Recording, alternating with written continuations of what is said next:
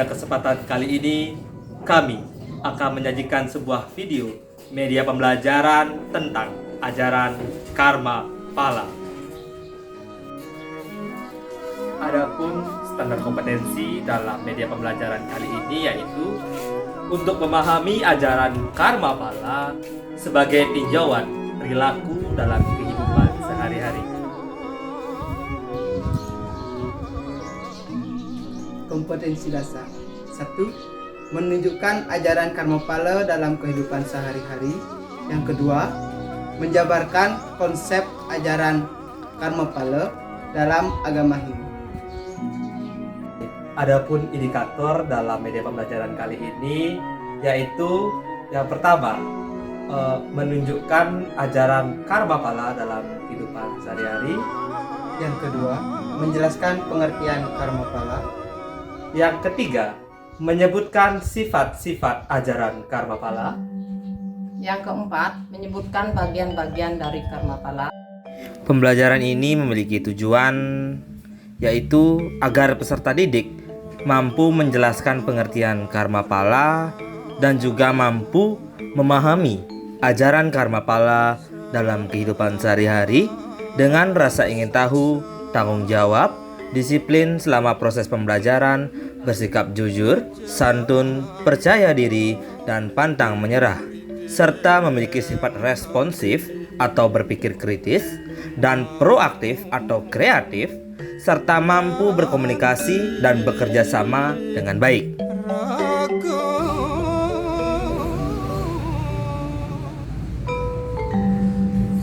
Baik, karma pala berasal dari dua kata, yaitu karma dan pala. Dalam bahasa Sanskerta, karma berasal dari akar kata kri yang berarti perbuatan atau berbuat. Sedangkan pala juga berasal dari bahasa Sanskerta yang memiliki arti sebagai buah, atau dalam konteks ini dapat diartikan sebagai hasil. Jadi, hasil dari perbuatan itulah yang dinamakan karma pala. Dalam kitab Slokantara dijelaskan bahwa karma pala ngaranikeun palaning gawe hale hayu. Baik atau buruknya perbuatan, hasil yang kita terima itulah yang dinamakan karma pala. Semakin baik kita dalam berbuat, maka hasil yang akan kita terima maka akan baik pula. Begitu juga sebaliknya, jika kita buruk dalam berbuat, maka hasil yang akan kita terima atau kita nikmati maka akan buruk juga. Baik, di sini saya akan menyampaikan sifat-sifat hukum karma pala.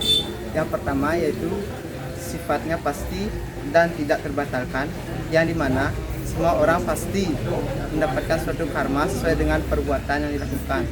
Lalu yang kedua yaitu sifatnya adil sesuai dengan karma, yang dimana tidak mengharapkan atau tidak memandang golongan, yaitu sesuai dengan karma yang diperbuat.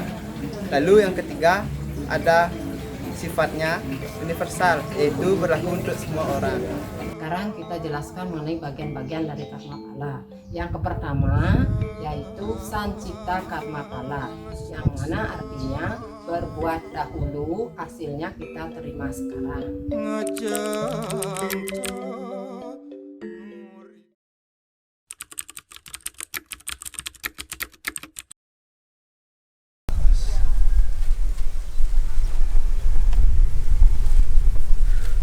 Aduh, ayang ke bos nih. Kini ke wah ngalih bis utang bo. Kalau ramo gelom konen ngomaya obat. Yani utang bo. Tuh, bo bakat kena. Konen ben bulan nih bapak ngomaya utang. Kalau gending ulun nih. Tuh ibungan sandar selayu layu layu bakal sanjo sana ka mulih ulun jalan mulih.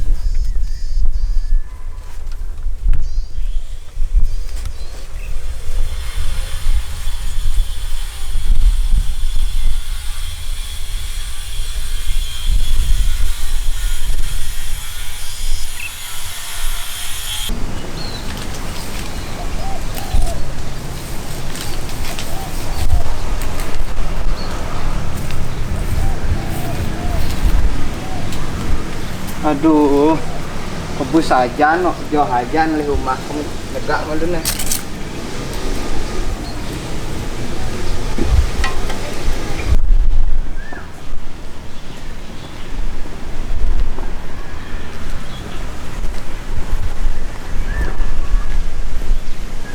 Kledi jod lemo doh.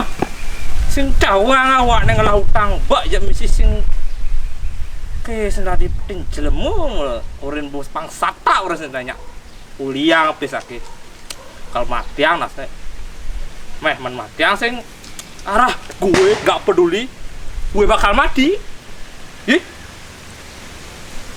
tuh yo tuh nah yani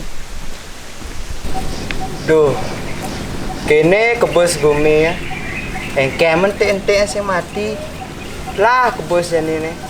Ida ya dewa nge hujan ini pangnya endang, pangnya hujan, pang gak ente. Bli, tung nih boyo bli yang sing lapis. engken Sing lapis yang dewa megai. ih sini gitu Man kudia apa yang mayang sing lapis? gue gak peduli bayar jadi Nih bli, yang cuma lapis nih kan aku yang mau bekal dicari aku meliyeh jawab sing lapis.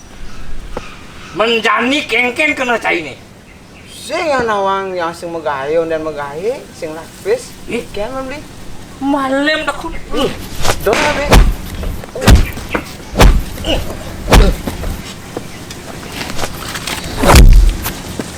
anggo beli di sari lumayan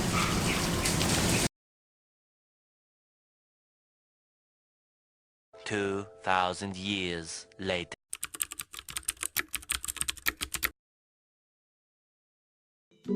Nah, Cening, ini adalah Sang Yang Yama yang ingin memberitahukan sesuatu kepada Cening.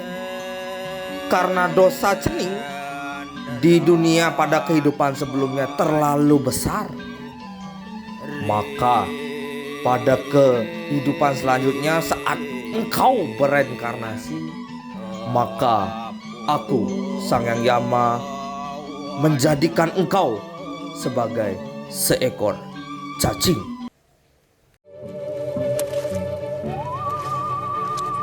Feeling up and down the worm's body, it searches for an end. Yang kedua yaitu prarabdha karma pala. Sekarang kita berbuat, hasilnya kita terima sekarang juga.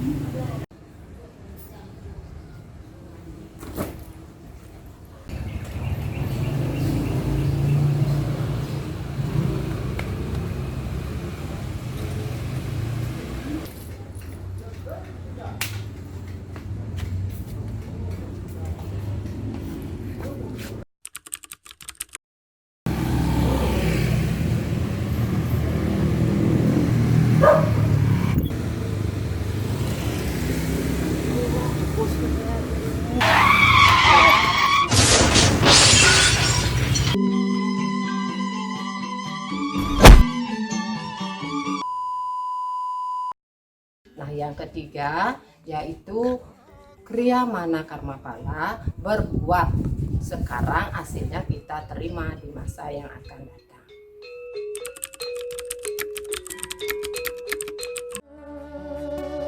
Kriya mana karma pala dapat kita wujudkan dari sekarang, yaitu melakukan berbagai hal positif seperti menanam pohon.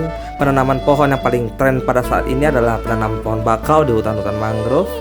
Dan selain hal itu, dari sekarang kita harus mengumpulkan karma-karma baik yang lainnya seperti melakukan puja dan puji kepada ide Sang Yang Widiwasa melalui doa-doa ataupun persembayangan untuk mendoakan keselamatan kita, dunia, dan alam Bali itu sendiri.